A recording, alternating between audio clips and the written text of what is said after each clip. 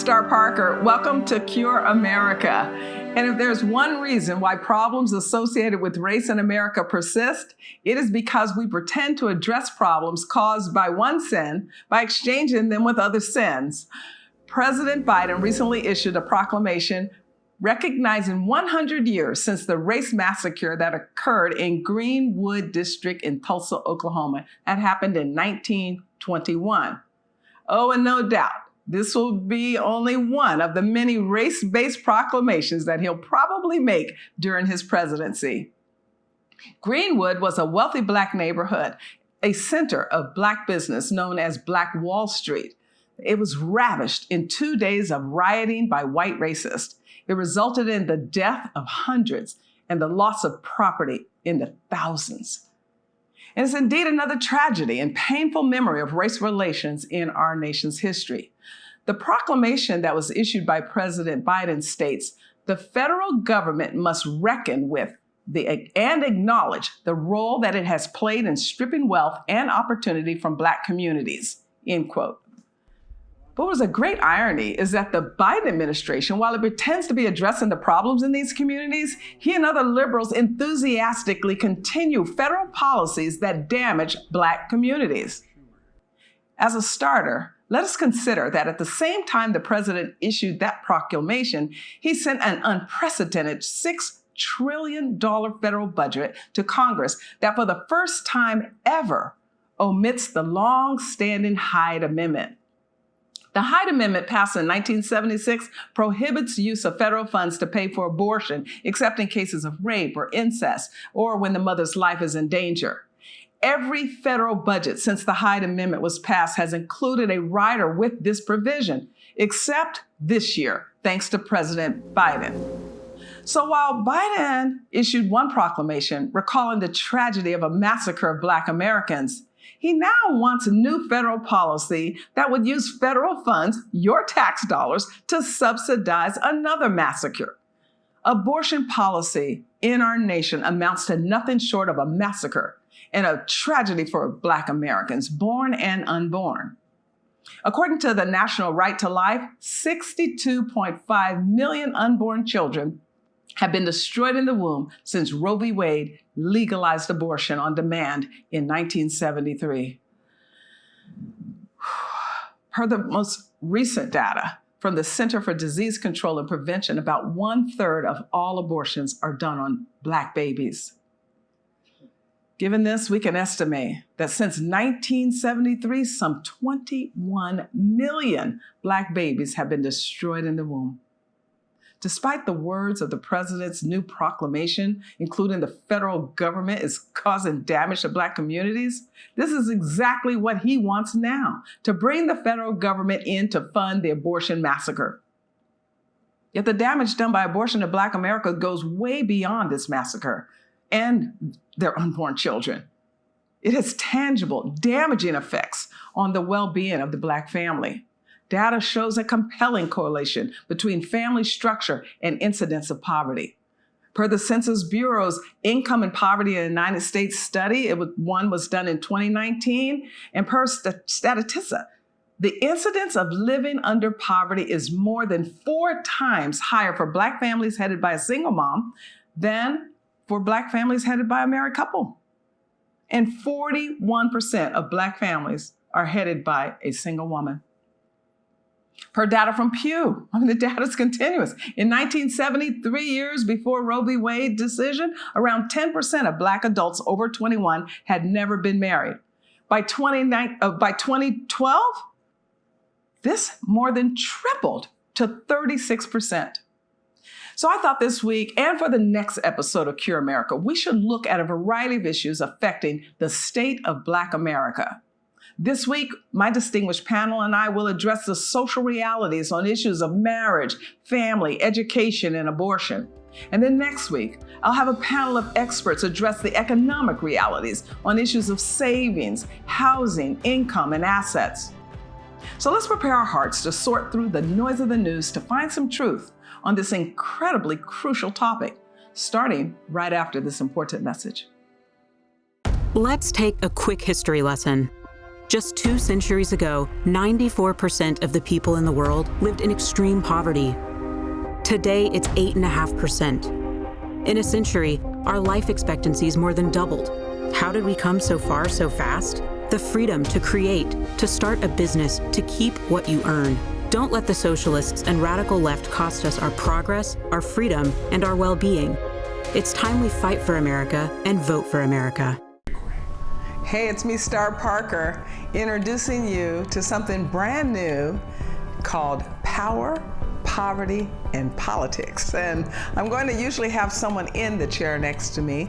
What we're going to do is start looking in depth on major challenges in our country, but mostly through authors, people that are writing tremendous works, so that we can engage, we can educate ourselves, we can equip ourselves to do amazing things for our country, for our culture, and ultimately for the communities that are so in disarray that they just get so limited information because they've been so controlled by the hardcore left that they don't know what to do. So I'm excited about it, and we're gonna start it within the next couple of weeks, and I just wanted to give you the heads up so that you can start telling your friends, so that you can begin to face it out and to Twitter it out and to do all those other social media out, that we're going to start looking at power, poverty, politics from a brand new perspective with me, Star Parker.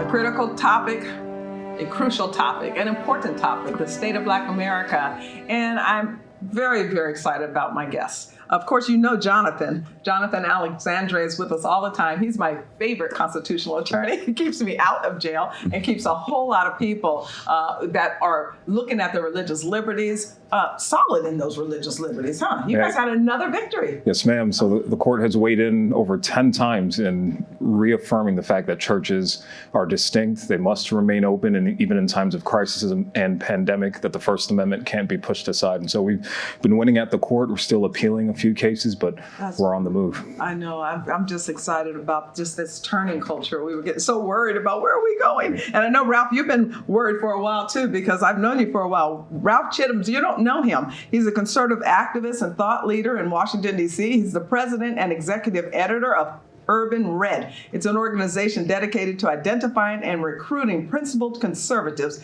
to run in down-ballot races throughout the country. And I thank you for that. Yeah, in fact, you guys do excellent work over there at Urban Red. I've seen your work. We've known each other forever. We've got a whole lot of mutual friends. And I'm thinking that, in fact, when we talked about this subject, I said, I know exactly who can come and help us sort through the noise of the news to look for this truth. So thank you for being here. Well, thank you for the invitation. I appreciate it. Yeah, and Dean's been here before. Dean Nelson, some of you may remember, has been here before. He is the chairman of the Frederick Douglass Foundation. He's the vice president of government relations. The Frederick Douglass Foundation is a policy institute, educational organization, which works on free market and limited government ideas here in Washington, D.C. Thank you for being here. And you also work a lot in pro-life, because that's what I was thinking that you would be addressing mostly today, because your work with Human Coalition. Yeah. In fact, I think we're going to be in Texas with them very soon here. That's right, at NRB. Yeah. And so that I'm looking forward to that, because you guys are doing excellent work, and you must be pretty excited about what we're seeing at the court as well, that they're finally going to hear a case there. We're really excited about what we see in the courts. We're doubly excited about what we're doing in communities around the country and states. And we're a vanguard, just like you, though, at the federal level, because there's a lot of things to be concerned about at that level. I know. But one of the projects that you did, I was so excited about, because Reverend Colbreth runs that for you, getting people prepared in the grassroots to protect the innocent. So that's pretty cool. And we can get into a little bit of that, because, guys, we have trouble. So what I'm going to do, unlike most of the time, where I'll go round robin and just throw questions out there, I actually have specific questions I want to ask you all, because I think our audience is wondering, inquiring minds are saying, why in the world is race in every headline these days? What have we done wrong after a Civil War, after Civil Rights Act? Why do we still have to have these discussions? So I want us to go deeper than the headlines. I want us to talk specifically about the state of Black America. We at CURE have a report coming out that we're done in partnership with Claremont later this summer. It's called The State of Black America. So I'm looking at 2 episodes this time. We're going to look at the social realities right right now, and then next week we'll look at the economic realities of this community. So get ready. Black American marriage rates have fallen to record lows, lowest of all ethnic groups, including all Black immigrant groups. Fully 36% of Blacks ages 25 and older have never been married in 2012, up from 9% in 1960. What happened to reverse Black appreciation of marriage? What role does welfare and other government programs play in this reversal to establish traditional family? That's the question, anyone and everyone. Well, I'll start just by saying that the thing that I'm encouraged about, even though what you have stated is so true, is that still within the Black community, there is an aspiration towards marriage. People still at least think that marriage is something to aspire to, even if we've had, organizations as well as the federal government that has played a negative part. And so what we're trying to do throughout the country with our forums and with our events is to help to reaffirm marriage as something that has made the African American community successful. Yeah, I get all of that, but I want to get to where it's not, because the data is proving, and while I really appreciate that, Dean, the data shows opposite. The data shows that Blacks are not getting married. It shows that there may be cohabitate, that attitudes have changed. And I'm not going to sit here on this critical time and pretend that, oh yeah, but there's some good news in here. No, it's very bad news that when you look at 9% in 60s had never married, and now 36% have never married, and the trends are getting worse. So let's see what others have to say about it. While I appreciate the good news, we'll get to the good news, but there's some really bad news, and it's not getting better, and BLM and these other groups are taking serious advantage of this weakness. So I want to talk about that weakness. I think you're absolutely right. There's a moral diversity in the African American community towards the negative. Diversity can be used as a good word, but in this case, it's a negative. And the moral diversity is saying that the standard mother-father home is no longer the goal. And you have, as you mentioned, BLM led by individuals who openly reject the traditional family. They reject, as they say, the Western construct of the family, which basically is rejecting the Bible-based one man, one woman standard for marriage and for family. And so you have that playing in the background, and it's a diverse morality where in the previous generations, as you mentioned, it was more uniform that African Americans were married. They were married even at greater rates than white Americans. And that was the bedrock of society, even during slavery, where they weren't allowed to get married. The whole idea of jumping the broom, a secret ceremony to demonstrate that, no, we are going to be hinged to each other, even if we weren't allowed to. That, unfortunately, is shifting, and it has changed. And the problems that we see as a result, whether it's the sexual revolution, whether it's the increase in abortion as a result of out-of-wedlock pregnancies, comes as a result of ultimately the breakdown in that sense. You said yes to that, because I'm thinking, what role did government play in all this? What role did the welfare state? Because there was a shift, especially coming out of the 60s. Well, what we need to understand is what we're seeing now, and we're talking specifically just about urban America, but it's also impacting white America. That's right. It's the foundation of this disintegration of the nuclear family started way back in the 1930s, where you had the social workers back in the 30s who were charged to go into the homes of women.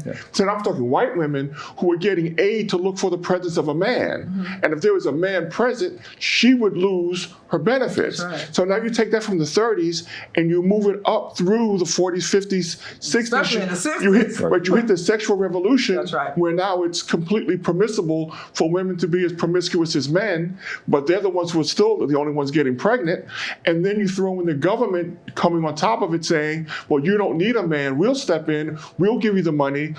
And then we had the insidious reverse incentive where the more children the girl had, the more money the government would give her. So it pushed the need for a man completely off the table. And now we have 3-4 generations of families where we have women with children, but not one of them had a man. I know. Not one husband. And the concentration of that poverty. That's why I'm wondering if the role of welfare what role it played. I mean, we didn't start seeing this. By the time, mentioning, like you said, the first establishment of the welfare state in the 30s, then it started to dissipate. Then we saw it again in the 60s in the war on poverty, and it really hit people hard. 5 years later, we had Roe v. Wade as national law, and then we moved to the point where in the 80s, when I was on welfare, the caseworkers were even corrupted. I mean, the lady, they were supposed to come to my house. She said, if anyone ever asks, tell them I came by because, I want to go to lunch with my girlfriends. So I want to know, especially Dean, what role does abortion play in this lack of marriage and traditional family formation among Black Americans, and frankly, all Americans, as Ralph just pointed out? Well, I think one of the things that has been highlighted is, during that sexual revolution and leading up to that, we saw this call out of there's a problem. Daniel Patrick Moynihan over 50 years ago made the big address, like, look what's going on in the breakdown within the African American family. Right. And I think that part of what happened is that when you say that there's an urgent need, sometimes it allows the government to say, well, we're going to solve it for you. Right. And I think that wasn't he warning, because they were already drafting the plans. He was the labor secretary at the time, and he was kind of warning them that, hey, the data is showing that the opposite might be true. That's exactly right. So yeah, and we know that, even during, LBJ, we saw that, there were over 100,000 workers that were paid to go into Black communities to convince them to get onto welfare. So we do know that. Part of what I'm saying is that we need to reaffirm marriage, particularly from these media institutions. Right now, I want to lay out the problem, because if we keep saying, well, let's just jump to the solution, that is not going to heal these broken communities. And the challenge is, as Jonathan brought up,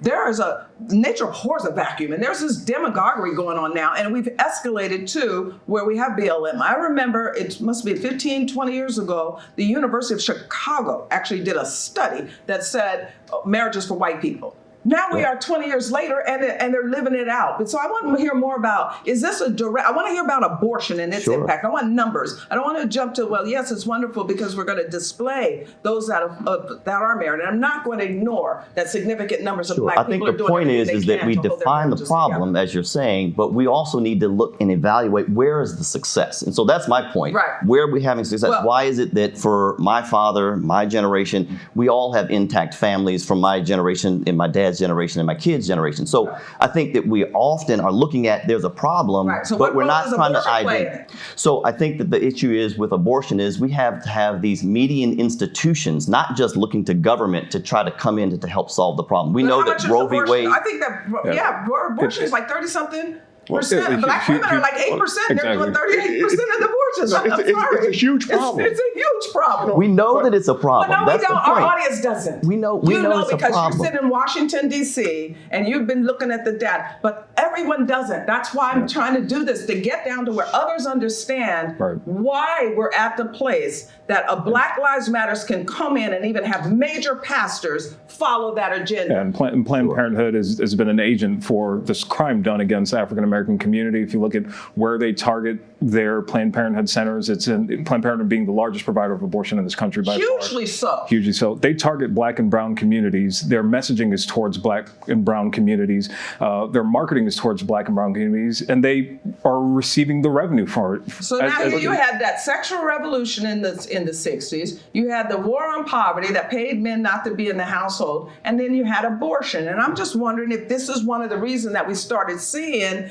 the weakest community in our society breaking down first, which was African American, and now, as you pointed out, Ralph, we're seeing all the communities break down. Well, what role is abortion playing in all this? It's a huge role. It's a moral bankruptcy, and a huge part of the problem, and we need to address.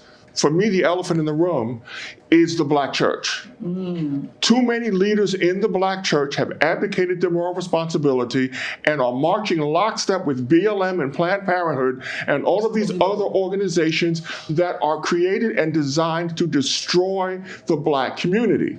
Now, Dean then they push other voices out. So Dean well knows that when they started Planned Parenthood, one of their tactics was to recruit Black ministers to convince the people inside the Black community that this is a good I thing. agree. It'll help you alleviate poverty. You can't have too many children. No, going up with your point. Well, because that you're letter, an of course, excellent- that we've emphasized is in 1939, what Margaret Sanger was writing to Clarence Gamble, the Procter & Gamble fortune, saying that we don't want word to go out, that we want to exterminate the Negro population. She went further to say it is the minister that we can work with who can deal with their more rebellious members should it ever occur to them. Yeah. So agreed, over 100 years ago, that's what they started when, but in are our they urban still doing communities. it? Because you got to wonder where. I mean, it seems like the voice of the conservative pastor, the ones that you're talking about, that are the example of marriages still intact, guys, and they're doing everything they can. But they're fighting up against a major win, and it's not working. In fact, while overall Black high school graduation rates stand at a record high of 88%,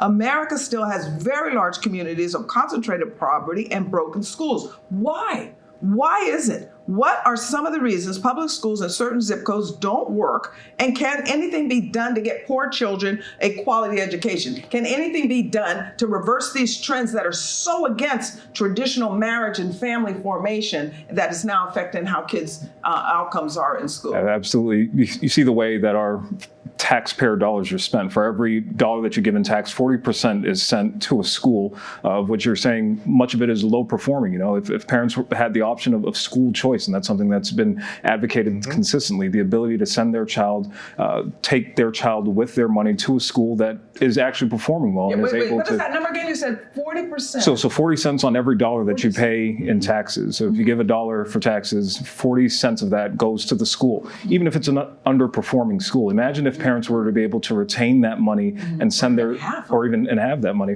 and be able to send their child to a school that reflects their values. Right. If parents knew that they could have a greater influence on school Well, boards. what's standing in the way? Okay, we've had school choice. We've had discussions about it. We now have an Espinosa decision last year to where the Supreme Court said, yes, money can follow children to schools the parents want. And then we have a shutdown of COVID and no one left the public schools. They sat there waiting for government. So I'm wondering, what role is government in all this to discourage people from their ability to get up and go do? Well, let's understand, when we're talking about public education now, we're talking mainly about urban centers. Right. We're talking about New York, Chicago, Baltimore, cities run by Democrats. Right. So what What our public school systems have become over the past 40 years, they're no longer institutions of education, they're organizations of indoctrination. Yeah, they are. And so these children are not being taught how to think.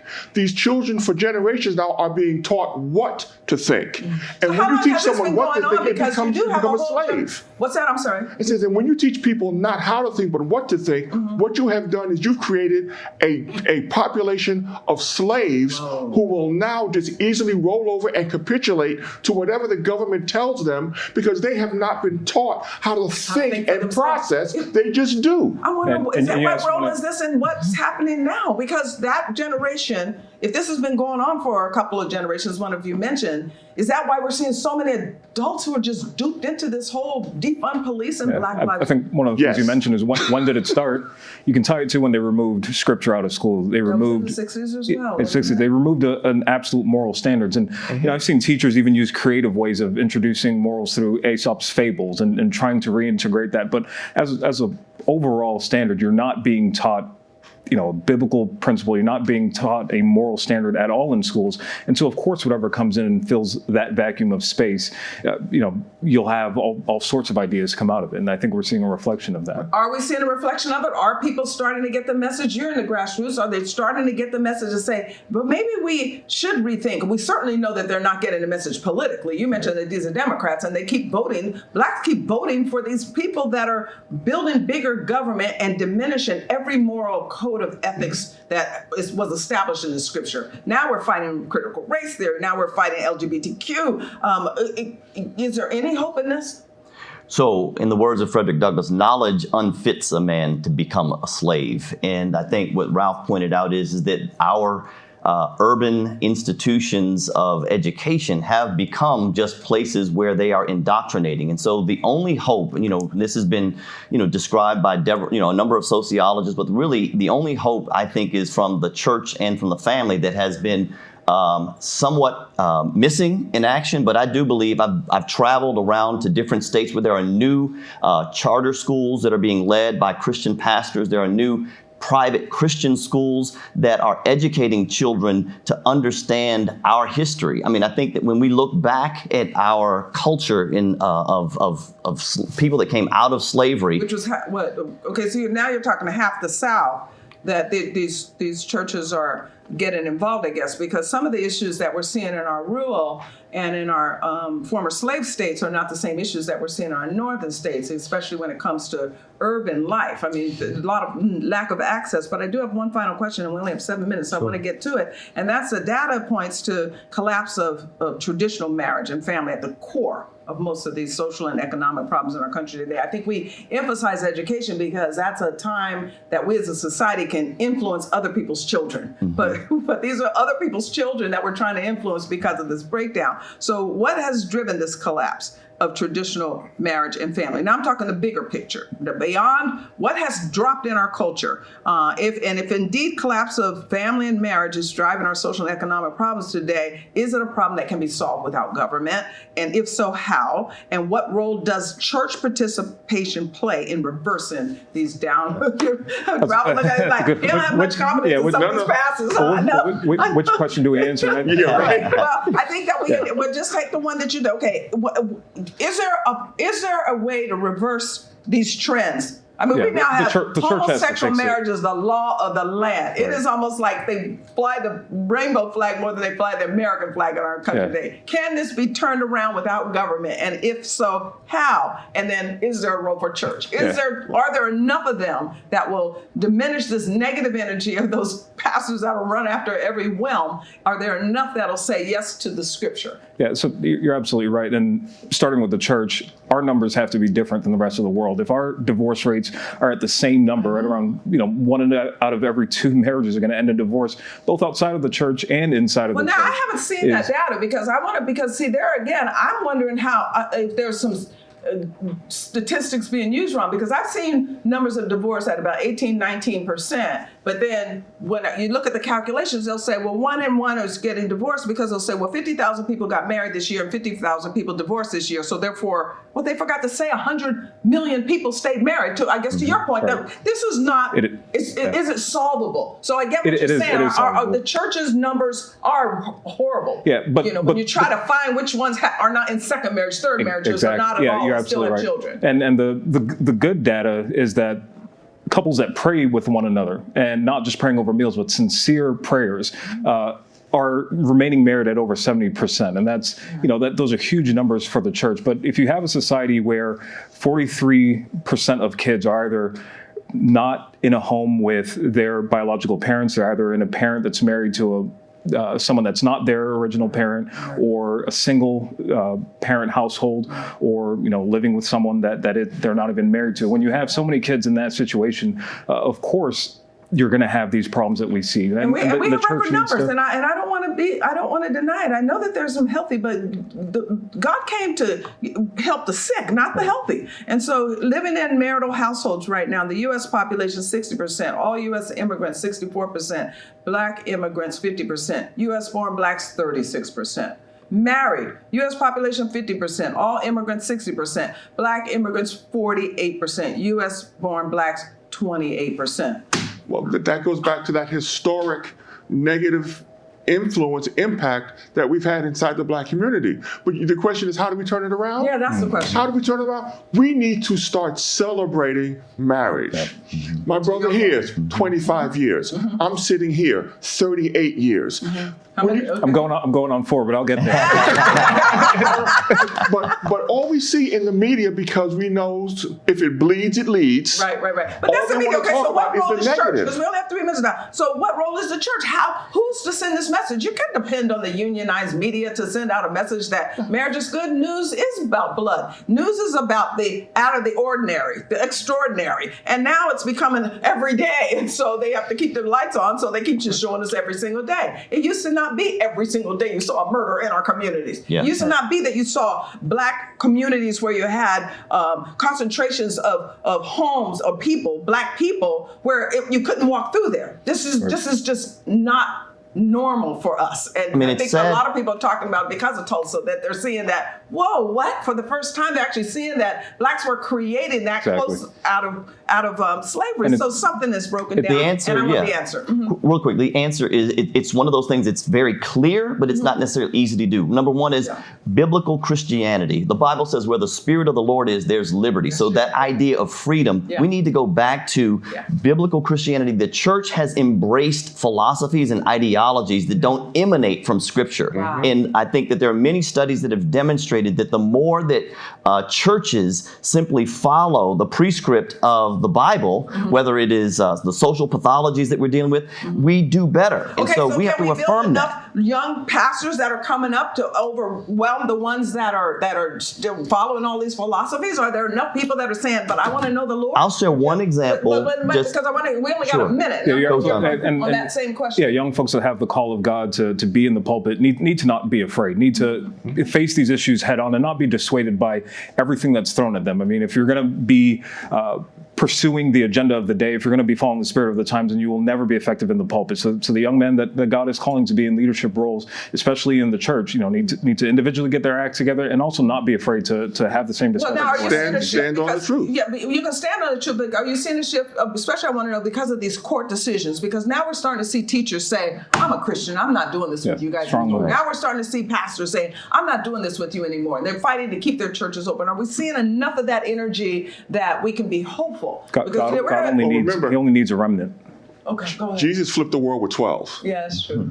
So we don't need hundreds. Yeah, but we're still persecuted. They all died. And One got hung upside down. And God never One of the promised that you disciples got wouldn't his be. Skin stripped off of him. But is that what it is then? Is fear driving a lot of white people just go along to get along? I You got think 30 seconds. biblical Christianity is meaning that we are willing to die for what we believe in. And the one example that I would use as a young leader, Bishop Vincent Matthews, who has stood within his denomination, Church of God in Christ, standing against some of these things for biblical marriage and for family and against abortion. And against abortion, but inside of a denomination that has been on the left and now seems to be swinging back. That's why, we want to make sure that we don't take that out of context, which is happening. But that, I think, is what happened to Southern Baptists. They went way left, then they went way right. Now they're going way left again. And so hopefully there's some hope for this. Okay, guys, thank you so much. Okay, because we're going to go into the economic realities for after a while. So I want to thank you for being here. And I think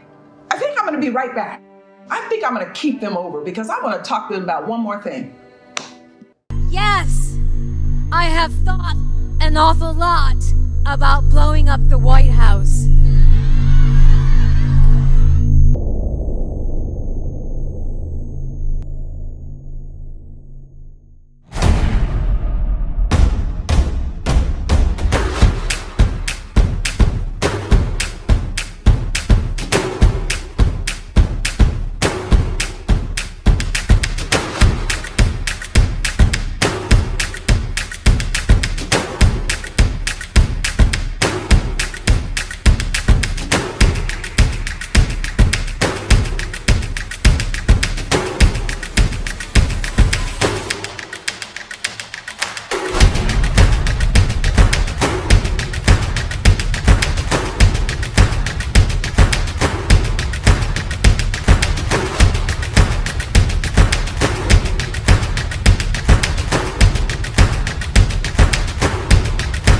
Hello, I'm Franklin Graham. We've got a new year in front of us, 2021, and new opportunities. But for many, we've got the same old problem. There's that emptiness in your heart, and you've been trying to fill it with drugs and alcohol and sex and everything else, but it just doesn't work. You've been searching, but you don't even know what you're searching for. God is the only one who can fill that vacuum. If you've never trusted His Son, Jesus Christ, as your Savior, do that today. You see, Jesus took our sins. He died on the cross. He was buried, and God raised Him to life. And He can come into your heart and change you and forgive you. Just pray this prayer with me right now. Just say, God, I'm a sinner. I'm sorry. Forgive me. I believe Jesus is your Son, and I want to trust Him today as my Savior. I want to invite Him to come into my life and take control. If you prayed that prayer, call that number that's on the screen. Do it right now. Call that number. Someone's willing to speak with you right now. Call that number. God bless.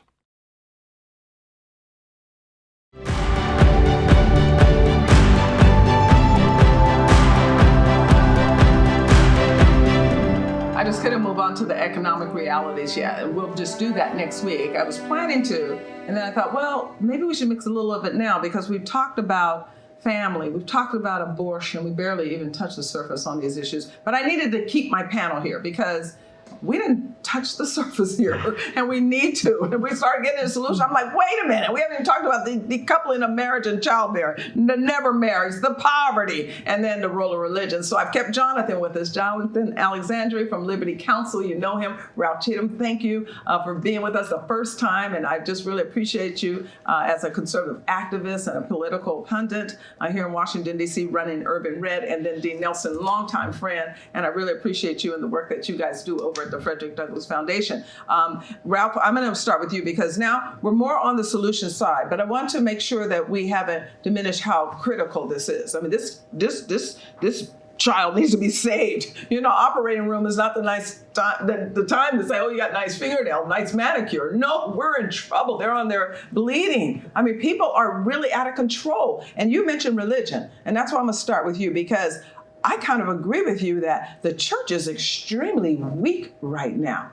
When you have such anger in the country that someone would pull out a gun and shoot into a car and kill a 6-year-old, this is not only Black community, we're in trouble as a society. We are in meaninglessness. And the weakest part of our society is hurt the most, which is the Black community. So I want to get into whether, and all of you, I'm not going to ask round robin. I'm going to say religion. Where is it? Is it? Look, I've got a data point that shows where it is. It's like totally from there to gone, out of schools, out of everywhere, and a secularism has come in. Poverty. Uh-oh, look what's happening in poverty. Bump. Look what's happening never married. Yikes. Look what's happening decoupling children and marriage. Well, we can do it without marriage. I'm going to start with where I think is the weakest, the church.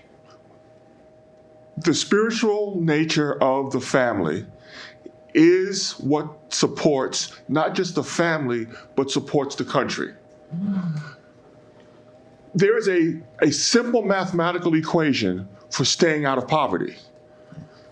Go to high school, go to college, get a job, one of the two, get married, and then have children. Right. In that order. In that order. Right. Now, I have 4 children.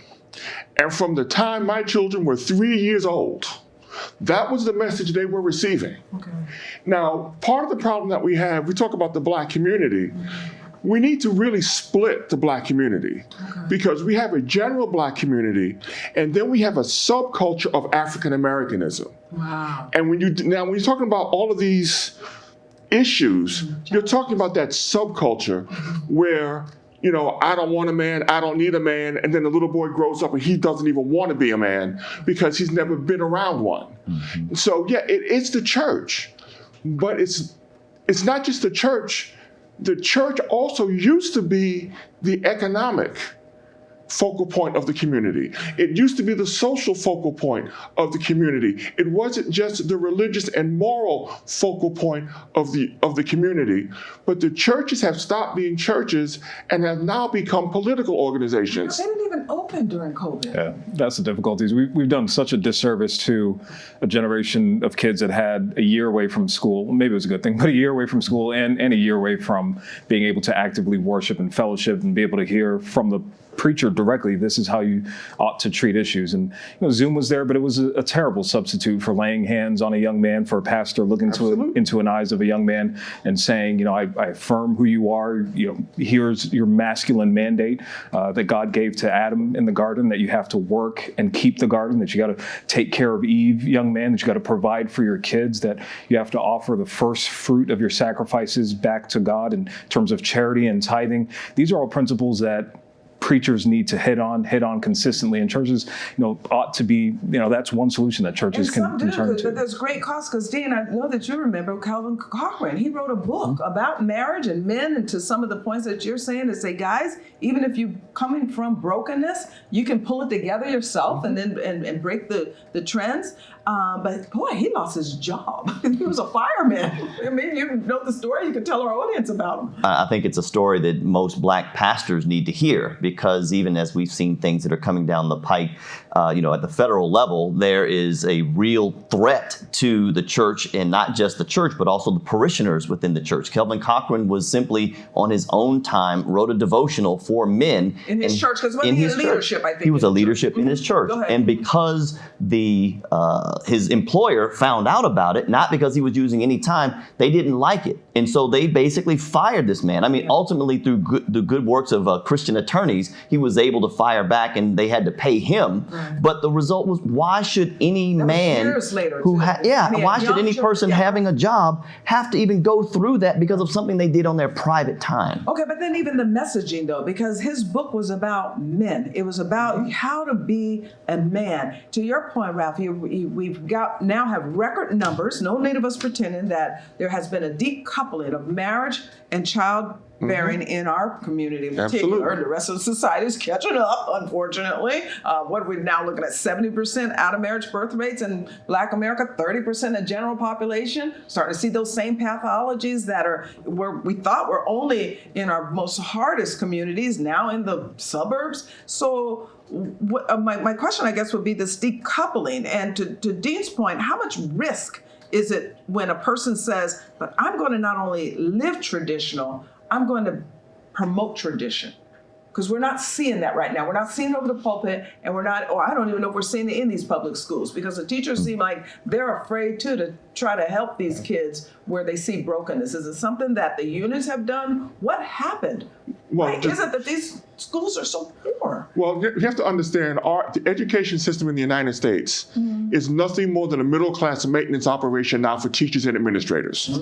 This is not about the kids. This is about making sure the teachers and the administrators keep their $50,000, $60,000, $70,000, $80,000 or $100,000 jobs so they can keep their houses in the suburbs. It's not about teaching these kids. Ouch, that is a big indictment. With the aid of the teachers' unions. With the aid of the teachers' unions, absolutely. So they're government funded, they're union controlled, and now we're seeing theories being taught. And they don't even hide that it's a theory, this whole critical race, let's rewrite history. Or these theories of trans. And we did a show, Jonathan, that talked about what this LGBTQ community is doing to destroy our youth and the mindset. But finish your point, then I'm gonna have him address that. But I think the major issue that we have on the political side is we are always looking at the federal level.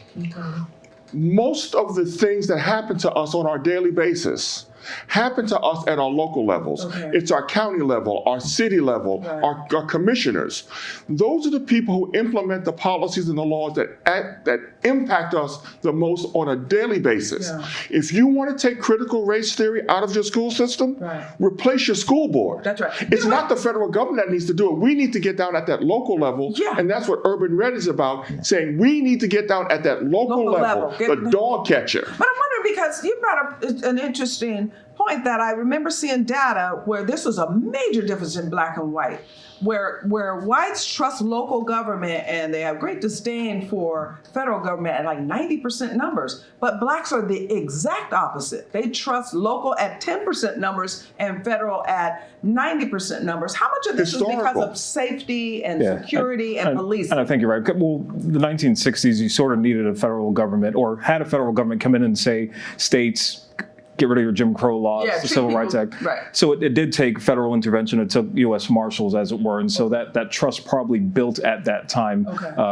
Ultimately now, I mean, it's a contract that should have had an end date to it. So this is generational, are you implying? That maybe that we can say that generation that was up against the dogs and the whips and the venom, because now we're moving into that third generation away from that. And we're not seeing, we almost see the successes stop. It's a good thing that 88% of graduate high school, but that's that reflection of suburban. One of you mentioned how there's a healthy part of Black America, a very healthy part. And we're going to talk about that, especially next week. But this entrenched not only gets the headlines, but it's driving the narratives and it's driving the political realities. I mean, this president that we have now doesn't even think blacks are accountants. Or can hire an accountant. Or lawyers. Or a lawyer? Your right hand is a Yeah, exactly. And so we have to address the tone deafness of Democrat leadership, and hopefully African Americans, and I think growing numbers have, and Dean can speak to the statistics of the great numbers of African Americans that came out to support conservative and Republican candidates this past election. But we have to call out how tone deaf the Democrat leaders have been, and hopefully the frustration is growing against Democrat leadership.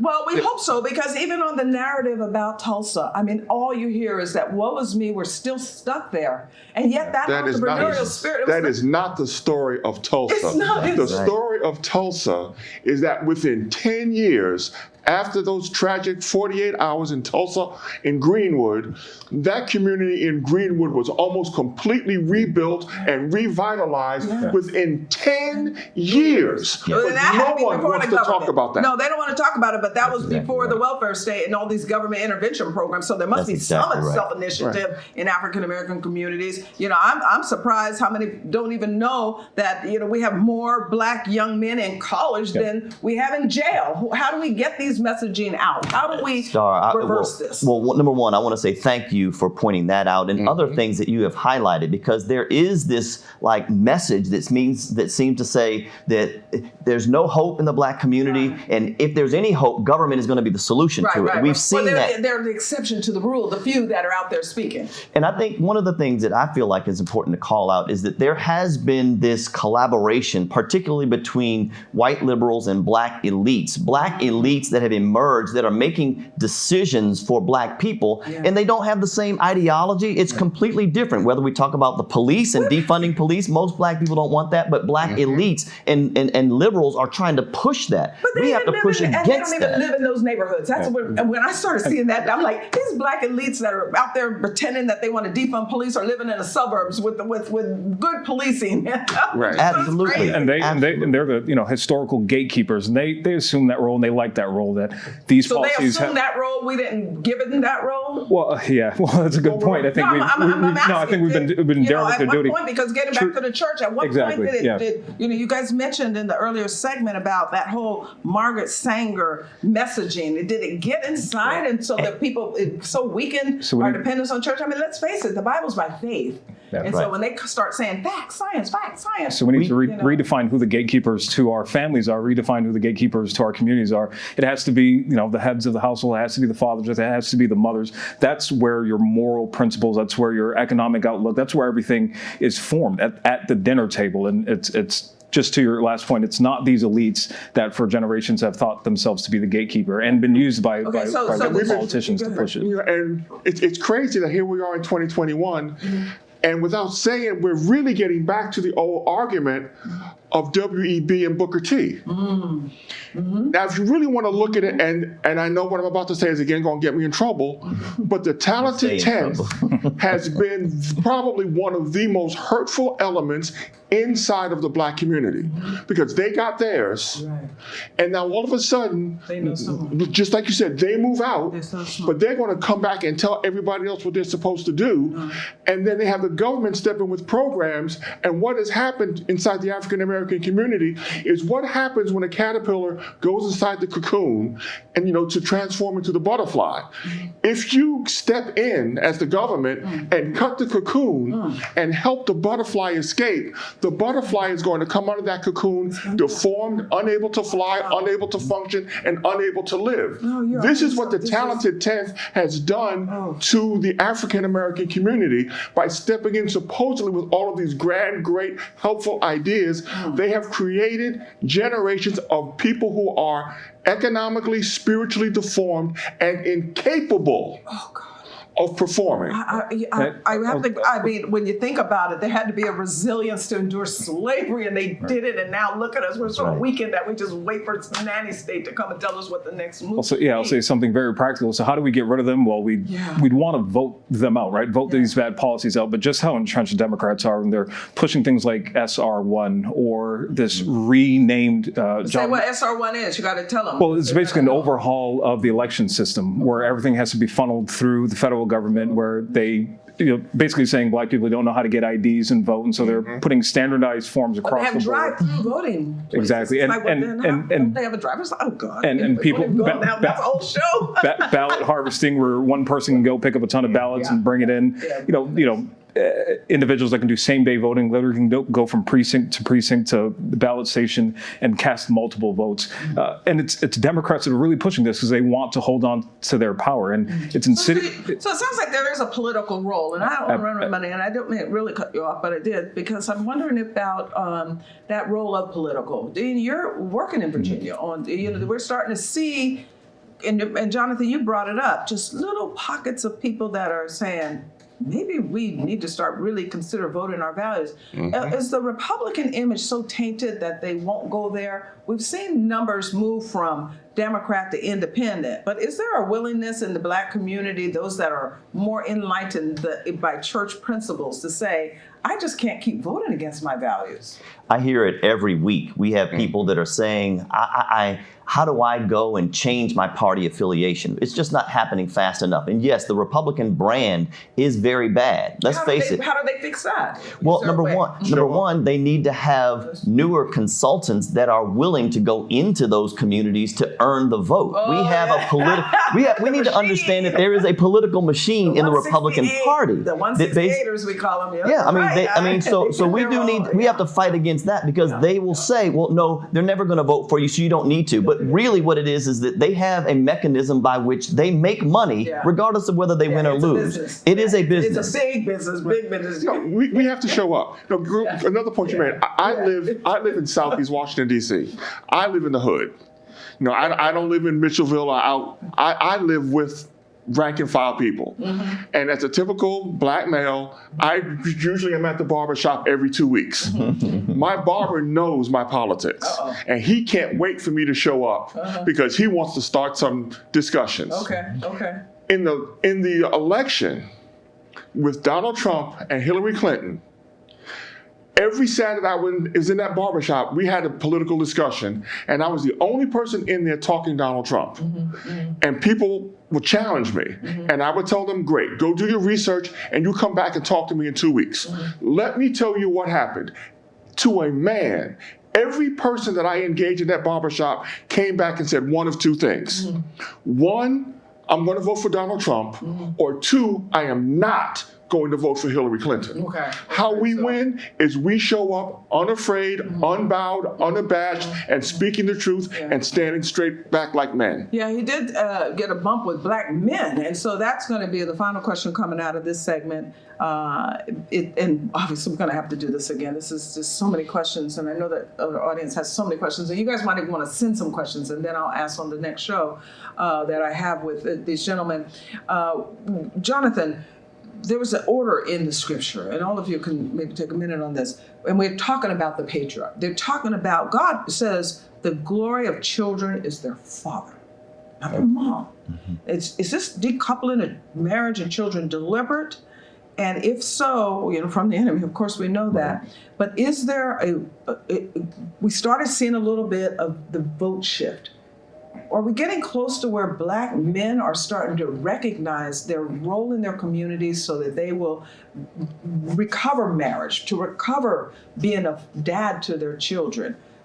Are we gonna see that in our lifetime? That's the hope. One of the things, the first steps that is very encouraging that I'm seeing is young black men addressing mental health and addressing the hurt that may have come as a result of not having a father in the home, or different abuses that they've faced throughout their lives. I'm starting to see that trend, which is what I've been told or what I've experienced isn't going to be the thing that defines me. What the church needs to quickly step in to do, what mentors and older gentlemen need to quickly step in and do, is harness that and say, well, young man, here is your biblical mandate. Here is the mandate that you've been given to work and to keep the garden. Work meaning to produce and prosper, and also keep it. Make sure you're fostering, taking care of what God has given you, being a good steward of what God has given you. That message needs to be shared. Well, it does, but now you maybe think, okay, to deal with those issues in your life, and now we're talking about pastors who also have those issues in their life. Are you familiar with Viktor Frankl's book, In Search for Meaning, and where he actually, after living after the Holocaust, it was just a horrible story for his life, but he was able to transition into, now he developed this logotherapy, and I had never heard of logotherapy until I'm like, hey, wait, we talk about logos all the time, the living word of God. So it sounds like you're saying the answer is going to come right back down to them knowing who they are in Christ, taking their fate, their set of circumstances, even if they were horrible, and turning it into some destiny. Can they? Is it something that men are starting to recognize that they have to do it, not the women of the community, but they're the glory? I would say yes, children? because there's a Facebook group for just black fathers. Yep, Okay. I'm a part. And every day, more and more men are joining it. Wow. And it's a space where we go in and we vent and we seek advice from other Ooh, men. I'm gonna go on that one. No. See, Girls are not allowed. Girls are not Don't let allowed. the culture know that, because that's discrimination. But also- hey, but I wonder now is that why? But I'm glad to hear it's on the Facebook, and that you can do it. Maybe we're recovering why we used to have all men clubs and all. Right. It's necessary. Yeah, men, absolutely. I'm wondering if that is true. I think that's But a we need to- positive example. Right. But also we need to remember that we always talk about politics, but we need to understand that there's a huge spiritual component to the destruction of the family. The Bible tells us that you cannot take the house until you remove the strong man. Right. Now, when you hear the term remove, it doesn't necessarily mean physically. If you remove that man emotionally, if you remove that man spiritually, if you remove that man financially, then it's easy for that entire house to crumble. Right, especially that financial one, because as men have diminished their role, women have moved into the workforce, and now you got women making a whole lot more than men, and it's impacting marriage. And it's the design of the enemy to destroy the nuclear family. Okay. Everything we're fighting is spiritual. We're not fighting flesh and blood. You're a pastor too, so just give us some hope. What is the scripture saying about opportunities to recover in all of these areas, in the area of marriage, in the area of, speak to that kid, a 12-year-old, a 14-year-old who's in a broken home. They're trying to figure it out. And what do you say to them? Well, in Proverbs, it says, there's a way that seems right to a man, but the end thereof is death or destruction. There are a lot of worldly philosophies, but we have to engage back every day. What does the Word of God have to say? Going back to Proverbs, encouraging young men, just as I read with my son, I have a Bible study with young men every week where we are focusing on the biblical principles and encouraging them. The example that Ralph used, there's over 100,000 people in that black men's Facebook group. Oh man, I know that you want to hear more too. And girls, we're going to sneak into that room. Just like the club. But I just ran out of time. I kept them over as long as I could. And so I'm going to be right back with some final thoughts. And then we're going to have another panel. Thank you, Dean. Thank you, Ralph. Thank you, Jonathan. Jonathan, you're going to stay for economics, so thank you. Let's take a quick history lesson. Just 2 centuries ago, 94% of the people in the world lived in extreme poverty. Today, it's 8.5%. In a century, our life expectancies more than doubled. How did we come so far so fast? The freedom to create, to start a business, to keep what you earn. Don't let the socialists and radical left cost us our progress, our freedom, and our well-being. It's time we fight for America and vote for America. It's time for a cure. CURE is a coalition of new voices with new ideas that will become new policies. We are the CURE. The Center for Urban Renewal and Education, headquartered in Washington, D.C., CURE works with churches, political, and business leaders on behalf of urban communities. CURE's mission is to address issues of culture, race, and poverty from a Judeo-Christian perspective. CURE. Join with us. There has never been a better time to help Black communities.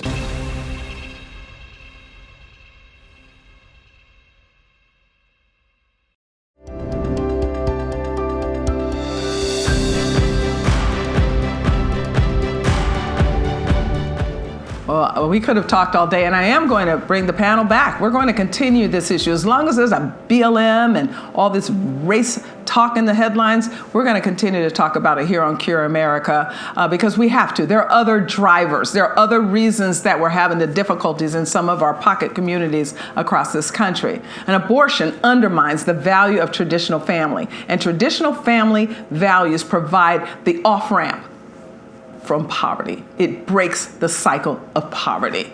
The persistence of problems in some Black communities stems from federal policies that pretend to fight the sin of racism with the sin of the destruction of life and family.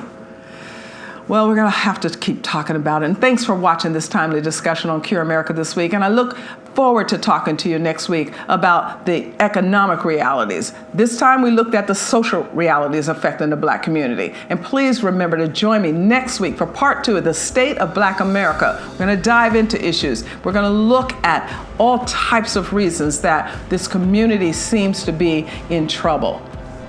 In the meantime, may our good Lord bless you and may keep you and your family in his perfect peace.